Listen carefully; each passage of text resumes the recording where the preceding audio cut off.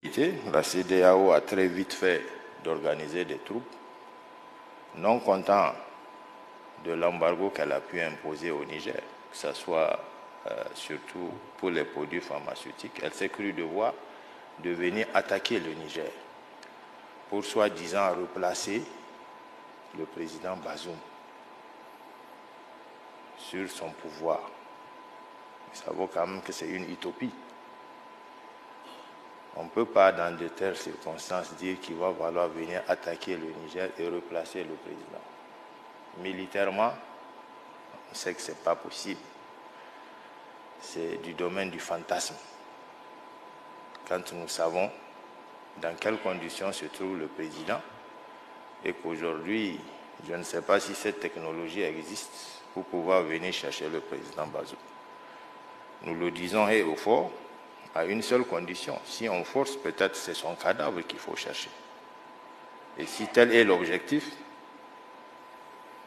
peut-être que l'attaque pourrait être justifiée. Et si ce n'est pas le cas, je ne vois pas dans quelles conditions on pourrait revenir essayer de replacer le président Bazoum en selle. Donc, nous appelons à ce qu'on aille de l'avant, qu'on s'assoie, qu'on discute, que vous nous écoutiez, qu'on trouve les justificatifs, qu'on vous explique les raisons, pourquoi c'est arrivé, comment c'est arrivé et comment nous pensons nous en sortir. Je pense qu'aujourd'hui, ce forum, essentiellement, se pose la question fondamentale de savoir comment sortir de cette situation. Nous l'avons dit, nous sommes venus essentiellement pour un problème sécuritaire qui date de plus de 10 ans. Nous voulons le résoudre très rapidement. Mais vous connaissez la situation du Niger. Il y a des économistes ici parmi vous qui savent un peu ce que c'est que le Niger, à tout point de vue. Donc, par rapport à ça, vous savez très bien que ce n'est pas quelque chose qui peut se régler en 6 mois ou en 9 mois.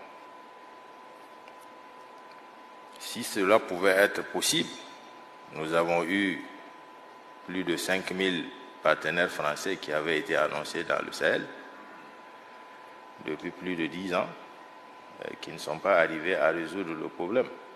Et pourtant, qui connaît la capacité de la France? Donc, nous avons pris sur nous de dire qu'on ne va pas dépasser 3 ans. On ne dépassera pas 3 ans.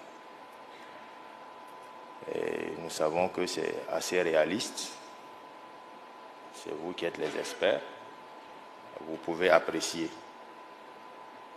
Et aussi, même dans ce délai que nous avons pris, c'était de demander que le forum auquel nous allons appeler la population, le peuple nigérien, le forum inclusif, qui sera convoqué sous peu, pourra décider autrement. S'il décide que c'est moins de 3 ans, ce serait moins de 3 ans. Donc voilà ce que nous, on a dit concernant cette sortie de crise. Maintenant, on s'est fixé un délai. Nous voulons, en réaction, que la communauté internationale nous accompagne, mais pas de continuer à imposer ces sanctions qui sont vraiment d'une autre nature sur le Niger. Imaginez un pays enclavé, un pays qui ne dispose pratiquement pas de grandes industries manufacturières. Même les produits pharmaceutiques sont obligés. On est obligé de les commander ailleurs.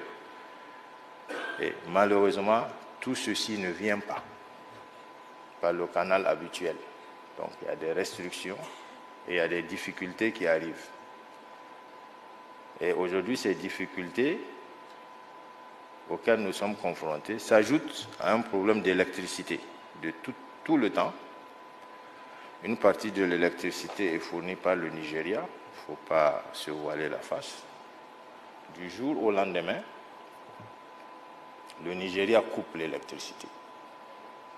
Alors qu'en réalité, chaque mois, Chaque mois, le gouvernement nigérien paye sa facture d'électricité au Nigeria. Chaque mois.